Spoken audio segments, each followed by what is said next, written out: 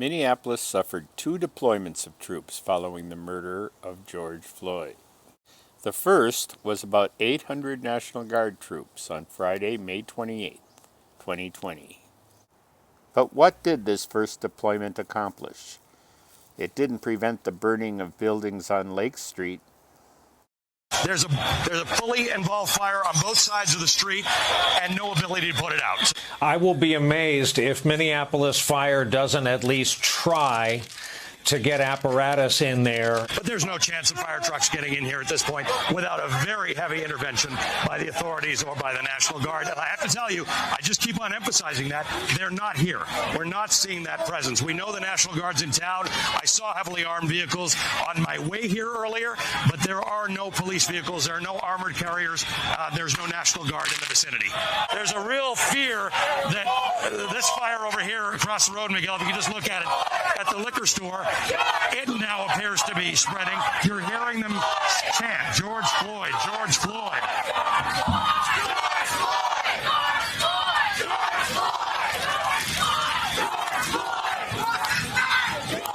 They're saying, what's his name, George Floyd? What's his name, George Floyd? But could the Guard have cleared the path for fire equipment? They were seen on Hiawatha just a few miles away. Was not enough troops, Major General Jansen said on Saturday. Perhaps they didn't want to risk lives, I don't know. They might have saved Migazi or other businesses. They also didn't stop the burning of the post office, the bank, and other businesses around Nicollet and 31st. They were just too late. We're at 32nd and Nicollet. The State Patrol we're seeing here, it looks like in general the State Patrol and the National Guard, but we're not far from the Wells Fargo building that is engulfed in flame. See, they may be heading, I think, probably to the 5th precinct. That's up that way where that Wells Fargo is. The post office there is on fire, and also there's a Stop and Shop gas station where there was looting. I was just asking Pat Kessler at what point do the police intervene, and then we literally cut to you because just so you know, Mike, the Wells Fargo's on fire, the post office is on fire, the Stop and Shop has been looted, and the hibachi buffet's on fire. Crowds spread out from the main roads and headed into residential areas, lighting literal dumpster fires in neighborhood streets, throwing in anything they could get their hands on. People living there felt the frustration on many levels. I support the cops. I'm sorry? You're under arrest. Okay. Do you mind telling me why I'm under arrest, sir?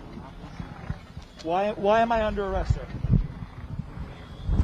Officer's with CNN and he's on the air right now.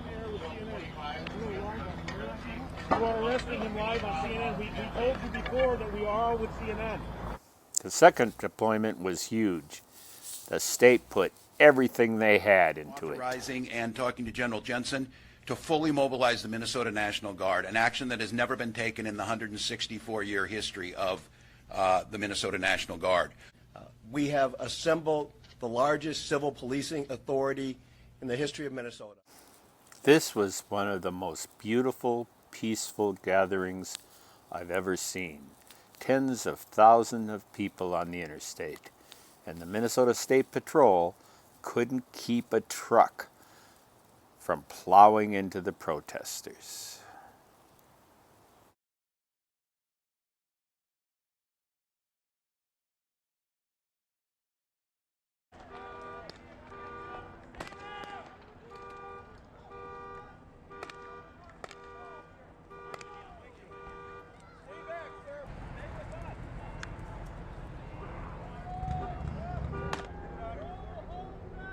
Now over here, and they're running towards Bobby and Steve's car wash. People are familiar with it. They're trying to get out of here, and I don't know if the police are leaving them in Exeter. See, they've got them pinched and trapped here because they're trying to get out on the other side of Bobby and Steve's, and you can see they're jumping the fence, which would return them back to the highway, back to the freeway, or I don't know if they can go there, but they don't know that because as you jump the fence, they can't see what's on the other side. Now they're coming back here, so they're obviously pinched on that side as well because they're coming back on the fence from that side as well, and they've got no room here. We've got National Guard. They're going to start shooting rubber bullets here in a second, Tom. They're drawn. Yeah, I'm going to say you might want to get out of there because.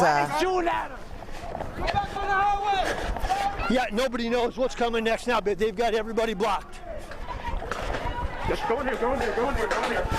We're in the garage and we're safe. Hey, get back, get back, get back. Get in, get in, get in. Hey, move one of them. You guys go behind us. Go run into a car, guys. Okay, come on. Here's a live aerial view of what you're experiencing. That is Bobby and Steve's on the upper part of the photo, ladies and gentlemen, where those 4 tow trucks are. Mike Max is to the rear of that. He's literally inside either the car or to the bottom of your I have screen. something to tell you, and Maxie, the governor's office says that this group will not be arrested because they were in a peaceful protest. They got trapped, so they have 30 minutes to clear out. Police are getting them to leave, but obviously the police want them to leave in a certain area. Maybe that we spoke too soon, because now, as we can see from our live Sky 4 shot, they've got them corralled. There's tear gas on the upper part of the screen. They have nowhere to go to the left. So this group has now gone back and forth twice, and now there's another flashbang, and now they're chasing them back the other way. So what's the end game? Are they wearing them out? You just have to kind of wonder. Guys, they pinched everybody in. Behind us is the first line of the State Patrol. And Tom, if you can come over here, this is pretty impressive. They're walking slowly. They're asking us to stay back, which we will. There's a Humvee behind them, and they are the second line of defense. They've already got support up front. The pictures tell the story. They mean business. They now have a group of protesters pinched inside there, and the question is, what do they want to do with them? But Maxie, we're just confused because we had state officials called our desk and said that this group will not be arrested because they were in a peaceful protest. They got trapped, so they're going to have 30 minutes to clear out, but it does not look like that way. And left little room for protesters. They can't escape. There's nowhere for them to go. Now we've got the Sheriff's Department right behind coming in. This is the third wave that we've seen, and behind them, Tom, if we, let's see, we've got some Humvees and we've got some vehicles, so that's a fourth line. Some of them are now coming in the form of cars and Humvees. They're coming in. Don't know what the strategy or the plan is here, but pretty soon it's going to be pretty tight quarters for any protest. Oh, they have nowhere to go. We saw them lying down. Of course, you know, these folks are committed. They're here because of the death of Mr. Floyd on Monday evening in the middle, and this is a really big line of law enforcement literally circling them. Surrounded, you're under arrest. What did they say? They said they're surrounded, you're under arrest. They said they're surrounded and they're under arrest. They spent all their men, all their toys, and over 5 hours corralling and arresting these peaceful people. And then they shot people. Oh, there's more. Look at this. They just keep coming. Go inside! Get inside! Get inside! Get inside! Get in your house now! Let's go! Light him up! Go inside now! Get in the house!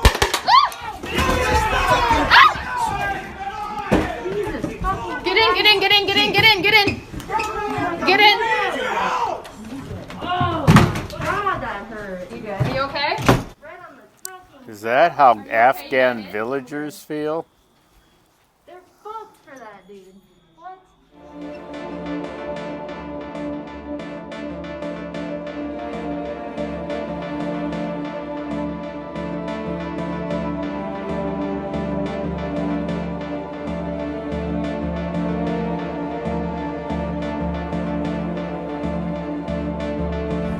I just got back to my vehicle, parked in a lot, and the police slashed 1, 2, 3, 4 of my tires. And they've also slashed every other car that's parked in this lot's tires. Every car that's parked here has their tires slashed. Every single car. Unbelievable. I can't get home now.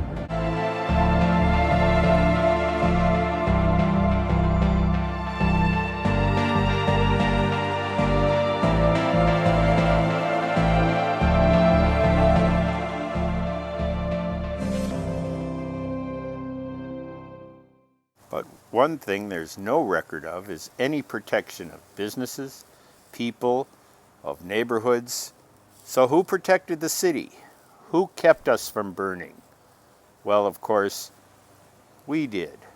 the community of Minneapolis. Look over here to the right. I mean, can we pick that up? Yeah, we see Those it. are people sitting in front of their family business, their taco stand, and they're going to sit there all night. What are we on, Art? Lake Street. We're on Lake Street right now. Go to the left here. Take a look at that.